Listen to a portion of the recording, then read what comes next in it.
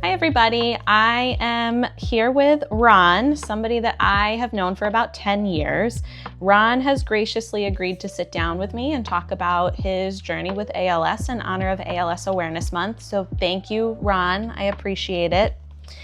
To start us off, can you share a little bit about yourself and your journey with ALS? I'm involved in an odyssey of epic proportions. Odyssey is defined as a long, adventurous journey characterized by perils, unexpected twists and turns. ALS has been that for me. When I initially received my diagnosis and was experiencing symptoms, I thought, if this is all there is, I can handle it. I was mistaken in thinking that my symptoms were manageable. I was mistaken in thinking that what I was experiencing were the extent of the change I were going to go through. I was mistaken about my ability to make it. When did you first begin noticing symptoms, and what was the diagnosis process like for you? I began to notice symptoms 2017, and because I had a business that required a degree of physicality, I thought maybe I injured myself. There were periods of weakness and dropping things, went to sports injury doctors, etc. Finally, my primary care recommended a neurologist who in turn sent to the hospital for special care, who gave me my diagnosis. Okay. What do you wish more people understood about ALS? There's a particular prejudice that exists towards people who are fighting with a terminal disease. Often it's unintentional, often it's well-meaning, often it's out of love even though it's misguided. The reason doesn't change the action or diminish the hurt it causes. Prejudice, by definition, is an adverse opinion or a preconceived thought or action against a demographic based on insufficient knowledge. So in speaking with my wife, she is always one to bring up intentions. I understand that instances of people doing things to intentionally hurt you is rare, and amongst people who love you, intentions are always considered. Good intentions does not excuse poor effort concerning your thinking and decision. How can caregivers, friends, or neighbors make a meaningful difference? They can participate in the fundraising events, experience along with my wife Karen, our first walk last year, and we were hooked. One of the most unfortunate aspects of this disease is it is extremely isolating. It isolates in your ability to get together with people unless special considerations for access are made. And it isolates you the way it affects your speech, often requiring you to make a translator available to convey your thoughts in that normally a device or a person.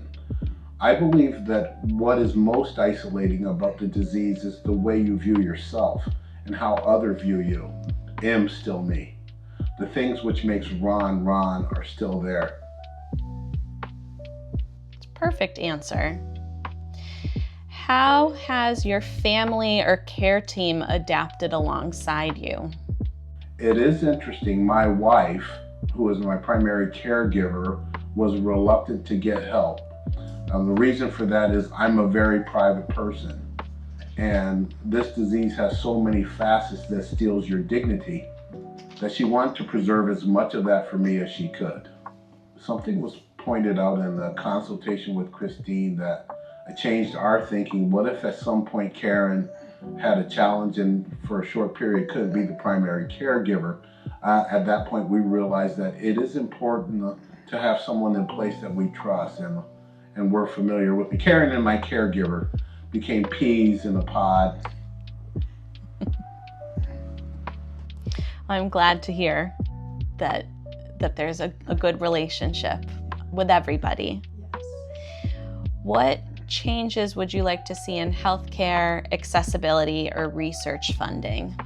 Accessibility is a big thing. Handicap seating in restaurants and venues, FDA, approval on trials and tests without the big pharmaceutical dollars, lobbyists, ALS is not a big demographic, so it doesn't get the funding that other diseases receive.